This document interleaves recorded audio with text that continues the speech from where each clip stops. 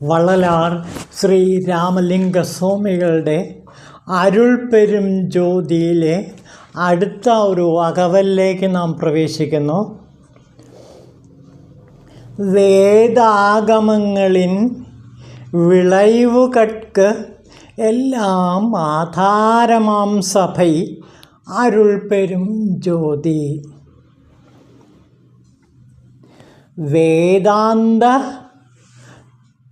സത്യമായ ബ്രഹ്മസാക്ഷാത്കാരത്തിനും ആഗമങ്ങളുടെ അന്ത്യത്തിലുള്ള പരംജ്യോതിയായ ശിവ ഒളിയും ചിത്സഭയിൽ പ്രകാശിക്കുന്ന അരുൾപ്പെരും ജ്യോതിയാണ് അവിടുന്ന്. അപ്പോൾ വേദാന്തത്തിൻ്റെ ബ്രഹ്മസാക്ഷാത്കാരത്തിൻ്റെ ജ്യോതിയാണ് അരുൾപ്പെരും ജ്യോതി. അതേപോലെ ആഗമങ്ങളുടെ അന്ത്യത്തിലുള്ള ആ അനുഭവ സത്യത്തിൻ്റെ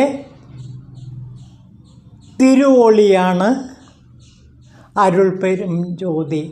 അപ്പോൾ വേദത്തിൻ്റെയും ആഗമത്തിൻ്റെയും അഗ്നിജ്വാലകളുടെ സമാഹൃത രൂപമാണ് ഈ അരുൾപ്പെരും ജ്യോതി. അപ്പോൾ വള്ളലാർ സ്വാമികൾ വളരെ വ്യക്തമായി തൻ്റെ അരുൾപ്പെരും ജ്യോതി എന്താണ് എന്ന് ഇവിടെ വ്യക്തമാക്കുകയാണ്. വേദാന്തത്തിൻ്റെ ബ്രഹ്മസാക്ഷാത്കാരത്തിൻ്റെ തിരുവൊളിയാണ് ഈ അരുൾപ്പെരും ജ്യോതി. അതേപോലെ ആഗമസത്യങ്ങളുടെ ചിത്സഭയിൽ പ്രകാശിക്കുന്ന പെരും ജ്യോതിയാണ് ഈ അരുൾപ്പെരും ജ്യോതി. അപ്പോൾ വേദാഗമ അഗ്നികളാണ് ഈ അരുൾപ്പെരും ജ്യോതിയിൽ ജ്വലിച്ചു നിൽക്കുന്നത് എന്ന് വളരെ വ്യക്തമായി വള്ളലാർ സ്വാമികൾ ഇവിടെ വ്യക്തമാക്കുന്നു. വേദത്തിൻ്റെ പൊരുളാണ് അരുൾപ്പെരും ജ്യോതി. ആഗമ സത്യങ്ങളുടെ പൊരുളാണ് അരുൾപ്പെരും ജ്യോതി. നമുക്ക് വേദത്തിൽ ജ്വലിച്ചു നിൽക്കുന്ന അഗ്നിയെക്കുറിച്ചിട്ട് ആദ്യം എന്താണെന്ന് മനസ്സിലാക്കാം. അതായത് ഋഗ്വേദത്തിലെ മണ്ഡലം 10 191 സൂക്തങ്ങൾ അഗ്നിയെ പ്രകീർത്തിച്ചുകൊണ്ട് ഉള്ള മന്ത്രങ്ങളാണ്. നമുക്ക് ആ മന്ത്രാർത്ഥത്തിലേക്ക് മാത്രം കിടക്കാം. അന്ധകാരത്തിൽ നിന്നും പുറപ്പെട്ട അഗ്നി ആഹവനീയ രൂപത്തിൽ തൻ്റെ തേജസ്സോടും ഉഷകാലത്തിലെ ജ്വാലാരൂപത്തിലും പ്രകടമാകുന്നു. കർമ്മങ്ങൾക്ക് വേണ്ടി ശ്രേഷ്ഠമായ ജ്വാലകളാൽ പ്രോജ്വലിതമായ അഗ്നി തൻ്റെ തേജസ് വഴിയായി യജ്ഞത്തെ സമ്പന്നമാക്കുന്നു. ഹേ അഗ്നി, നീ അരണികളാൽ മതിക്കപ്പെട്ട് പ്രദീപ്തനായിത്തീരുന്നു. നീ ഔഷധകളിൽ സ്ഥിതനും ആകാശത്തിൻ്റെയും ഭൂമിയുടെയും ഗർഭരൂപനും അത്ഭുതവർണ്ണനും മംഗളമയനുമാകുന്നു. നീ സ്വന്തം തേജസ്സാൽ കൃഷ്ണവർണ്ണമായ അസുരന്മാരെ പരാജയപ്പെടുത്തുന്നവനും ഔഷധികളുടെ പുത്രരൂപനുമാകുന്നു. നീ ശബ്ദിച്ചുകൊണ്ട് തടികളിൽ നിന്നും ഉത്ഭവിക്കുന്നു. ധൃതമഹർഷിയായ എന്നെ ജ്ഞാനിയും സർവവ്യാപകവുമായ ഈ അഗ്നി എല്ലാവിധത്തിലും രക്ഷിക്കണമേ. ഈ അഗ്നി ഉത്കൃഷ്ടനും മഹാനുമാകുന്നു. യജ്ഞകർത്താവായ യജമാനൻ ജലത്തെ യാചിച്ചുകൊണ്ട് ഇവനെ പൂജിക്കുന്നു. ഹേ അഗ്നി, അന്നപ്രാപ്തിക്ക് വേണ്ടി നിന്നെ ഞാൻ സേവിക്കുന്നു. നീ വിഷത്തെ വഹിക്കുന്നവനും വനസ്പതികളെയും അന്നത്തെയും ഉൽപ്പാദിപ്പിക്കുന്നവനും ഉണക്കമരങ്ങളെ പ്രാപിക്കുന്നവനുമാകുന്നു. ഞങ്ങളുടെ യജ്ഞകർമ്മങ്ങളെ സമ്പന്നമാക്കുന്നത് നീ തന്നെയാകുന്നു. യജ്ഞത്തിൻ്റെ ധ്വജരൂപവും ഉജ്ജ്വലനും ദേവകളുടെ ആഹ്വാനകർത്താവും സ്വാമിയും യജമാനന്മാർക്ക് പൂജനീയനും ഇന്ദ്രൻ്റെ അടുക്കൽ പ്രവർത്തിക്കുന്നവനായ അഗ്നിയെ കീർത്തിയോടുകൂടിയ ഐശ്വര്യം പ്രാപിക്കുന്നതിനായി യജ്ഞകർമ്മങ്ങളായി ഞങ്ങൾ സ്തുതിക്കുന്നു. ഹേ അഗ്നി, നീ പൃഥ്വിയുടെ നാഭിയിൽ സ്വർണം പോലെ പ്രകാശിച്ച് തേജസ്സിനെ വഹിച്ചുകൊണ്ട് പ്രകടമാകുന്നു. നീ ആഹവനീയ സ്ഥാനത്തിൽ പ്രതിഷ്ഠിതനായി സ്വന്തം തേജസ്സാൽ സുശോഭിതനായി ഞങ്ങളുടെ യജ്ഞത്തിൽ ഇന്ദ്രിയാദി ദേവകളെ കൊണ്ടുവരികയും ചെയ്യുന്നു. ഹേ അഗ്നി, നീ സത്യസ്വരൂപനും സത്യപ്രതിജ്ഞനുമാണ്. നീ ഹോതാക്കൾക്കും അതേപോലെ തന്നെ ആചാര്യന്മാർക്കും വിദ്വാൻമാർക്കും ഐശ്വര്യം നൽകുന്നവനാണ്. തേജസ്വിയും പ്രവർത്തനുമായ നീ ദേവകൾക്ക് ഹവിസ് പ്രദാനം ചെയ്തുകൊണ്ട് അവരെ പൂജിച്ചാലും നമുക്ക് ദേവകളുടെ മാർഗത്തിൽ കൂടി സഞ്ചരിക്കാം. നമ്മുടെ എല്ലാ കർമ്മങ്ങളും ശരിയാവും വിധം പൂർണ്ണമാക്കുകയാണ് യജ്ഞത്തിലെ ഈ അഗ്നി. യജ്ഞങ്ങളുടെ സമയം നിശ്ചയിച്ചുകൊണ്ട് ദേവകളെ വിധിപ്രകാരം പൂജിക്കണമേ. ഹേ അഗ്നി, മനുഷ്യരായ ഞങ്ങളുടെ യജ്ഞജ്ഞാനശൂന്യമായ മനസ്സുകൾ ഞങ്ങളെ ബലഹീനമാക്കുന്നു. ഞങ്ങൾക്ക് അറിഞ്ഞുകൂടാത്തതായ കർമ്മങ്ങളെ അഗ്നി അറിയുന്നു. അതിനാൽ യജ്ഞസമ്പന്നനാകാനായ അഗ്നി ഞങ്ങൾക്ക് വേണ്ടി ദേവകളുടെ യജ്ഞം നടത്തുന്നവനാകണമേ. ഹേ അഗ്നി, നീ ബ്രഹ്മാവിൽ നിന്നും യജ്ഞത്തിൻ്റെ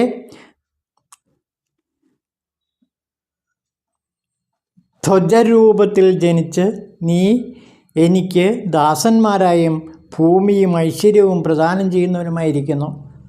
ഉഷസ്സുകളിൽ സേവനീയനും മംഗളരൂപനുമായ ഈ അഗ്നി തൻ്റെ സഹോദരിയായ ഉഷസ്സിൻ്റെ സമീപത്തേക്ക് ചെല്ലുകയും ഉജ്ജ്വലമായ തൻ്റെ തേജസ്സുകളാൽ രാത്രിയുടെ കറുത്ത അന്ധകാരത്തെ നശിപ്പിക്കുകയും ചെയ്യുന്നു. ഈ ശത്രുനാശകരനായ അഗ്നി തൻ്റെ ശ്രേഷ്ഠമായ ജ്ഞാനം, ഉജ്ജ്വലമായ വർണ്ണം, സ്വർണം പോലെ തിളങ്ങുന്ന തേജസ് എന്നിവയാൽ പ്രതിഷ്ഠിക്കപ്പെട്ടിരിക്കുന്നു. ഹേ അഗ്നി, മാതാവായ ഭൂമി വിജയിയായ പുത്രനെ പോലെ വളർത്തിയ നിന്നോട് ചേരുവാൻ ആഗ്രഹിക്കുന്നു. നീ അന്തരീക്ഷത്തിലെ വിശാലമായ മാർഗങ്ങളിൽ കൂടി യജ്ഞത്തിൽ ആഗതനാകുന്നു. തൊഴുത്തിലേക്കും പോകുന്ന ഗോവിനെ പോലെ നീ യാജ്ഞികന്മാരുടെ ഹവിസിനെ സ്വീകരിച്ച് ദേവകളുടെ അരികത്തേക്ക് പോകുവാനിരിക്കുന്നു. എന്തുകൊണ്ടെന്നാൽ നീ ജ്ഞാനാദികളുടെ കർമ്മദേശങ്ങളിലൂടെ സഞ്ചരിച്ച് നീ അഭിലാഷം നിറവേറ്റിത്തരുന്നു. ഹേ അഗ്നി, ബുദ്ധിഹീനമായ ഞങ്ങൾ നിൻ്റെ മഹിമയെ അറിയുന്നില്ല. ഹേ ജ്ഞാനിയും ചൈതന്യരൂപനുമായവനുമായ നീ മാത്രമാണ് നിൻ്റെ വിശിഷ്ടമായ മഹിമയുടെ ജ്ഞാതാവ്. വനസ്പതികളുടെ നികടസ്ഥാനമായി നീ നിൻ്റെ നാക്കുകൾ കൊണ്ട് തന്നെ അവനെ തിന്നു തീർക്കുന്നു. നീ തന്നെ പ്രജകളുടെ നായകനായി ആഹൂതികളെ സേവിക്കുന്നു. നവോൽപ്പന്നനായ അഗ്നി ഉണക്കമരത്തിൽ കൂടി പ്രകാടമാകുന്നു. ധൂമധ്വജസ്വരൂപനും ഉജ്ജ്വലനും പാലകനുമായ ഈ അഗ്നി വനങ്ങളിൽ വസിക്കുന്നു. ഇവൻ സ്നാനം ചെയ്യാതെ തന്നെ പവിത്രനാകുന്നു. ദാഹിക്കുന്ന വൃഷഭം ജലാശയത്തിലേക്ക് കുതിക്കുന്നത് പോലെ ഇവൻ വനത്തിലേക്ക് പോകുന്നു. ഈ അഗ്നിയെ തന്നെ കർമ്മവാന്മാരായ എല്ലാ മനുഷ്യരും തുല്യമനസ്കരായി പ്രോജ്വലിപ്പിച്ചുകൊണ്ട് സ്തുതിക്കുന്നു. ഹേ അഗ്നി, ഞങ്ങളുടെ ഹവിസ്സുകളും നമസ്കാരങ്ങളും നീ സ്വീകരിച്ചാലും നീ ഞങ്ങളുടെ ശരീരങ്ങളുടെ ശ്രദ്ധാപൂർവമായ രക്ഷകനാകണമേ. ഹേ അഗ്നി, ഞങ്ങളുടെ പുത്രപൗത്രാദികളുടെ എല്ലാ ജനങ്ങളെയും നീ രക്ഷിക്കണമേ. ഈ അഗ്നി സമുദ്രം പോലെ വിശാലവും ആശ്രയദാതാവും ധനത്തെ വഹിക്കുന്നവനും ആകുന്നു. ഈ അഗ്നി വിഭിന്ന രൂപങ്ങളോട് കൂടിയവനാകുന്നു.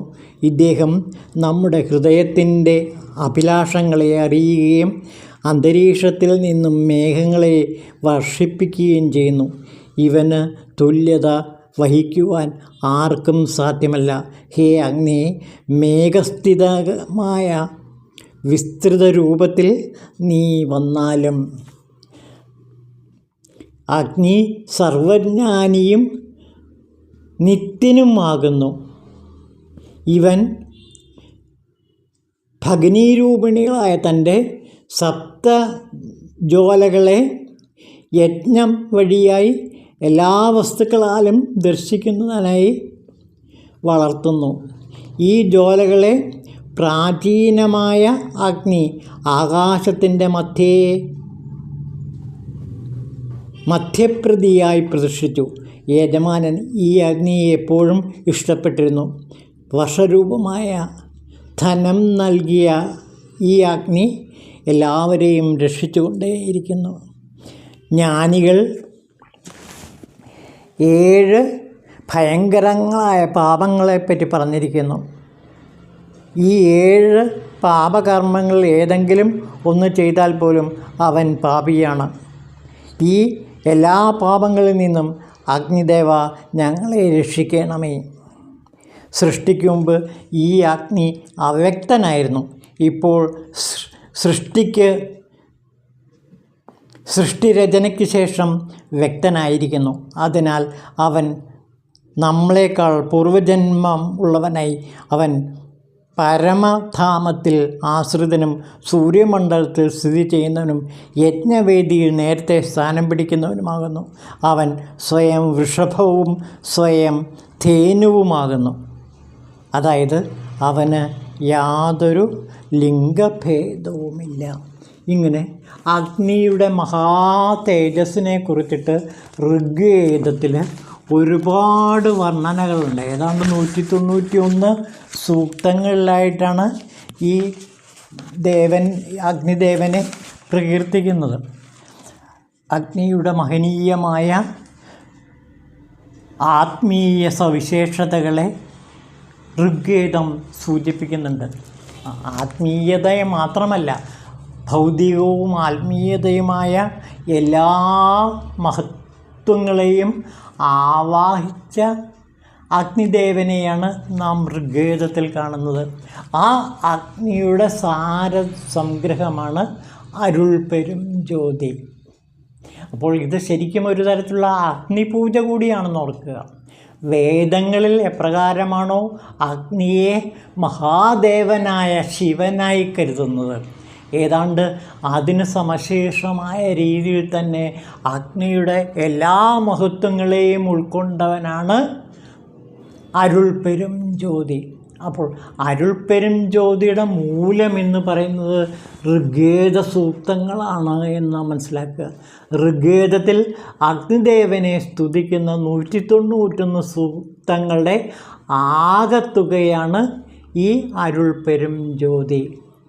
അഗ്നിദേവനെ ഋഗ്വേദത്തിൽ എങ്ങനെയാണോ സ്തുതിക്കുന്നത്, എങ്ങനെയാണോ സാക്ഷാത്കരിക്കുന്നത്, ആ സാക്ഷാത്കാരത്തിൻ്റെ മൂർത്തിമത് ഭാവമാണ് ഇവിടെ വേദത്തിൽ കുടികൊള്ളുന്ന അഗ്നിദേവൻ. ആ അഗ്നിദേവൻ്റെ എല്ലാ തേജസ്സുകളെയും അധിഗമിക്കുന്ന തേജസ്സാണ് ഈ അരുൾപ്പെരും ജ്യോതിക്കുള്ളത്. അപ്പോൾ ഇവിടെ നാം ഒരു കാര്യം ഓർക്കണം. വേദാഗമങ്ങളുടെ ജ്ഞാനാഗ്നിയെ പൂർണ്ണമായും ഉൾക്കൊള്ളുന്നതാണ് വള്ളലാർ സ്വാമികളുടെ അരുൾപ്പെരും ജ്യോതി. അതിൻ്റെ മൂലം വേദാഗമങ്ങളിലെ അഗാധതകളിലേക്ക് ആണ്ടിറങ്ങിയിരിക്കുന്നു.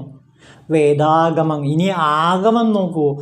ആഗമങ്ങളുടെയും അഗ്നിയാണ് ഈ അരുൾപ്പെരും ജ്യോതി. എല്ലാ ആഗമങ്ങളുടെയും സത്തയായ അരുൾപ്പെരും ജ്യോതി. ആ പ്രകാശം ശിവൻ്റെ തൃക്കണ്ണിലെ ആ അഗ്നിജ്വാലകൾ, ആ അഗ്നിജ്വാലകളുടെ മഹനീയമായ സവിശേഷതകൾ ഈ അരുൾപെരും ജ്യോതിയിൽ കാണാം.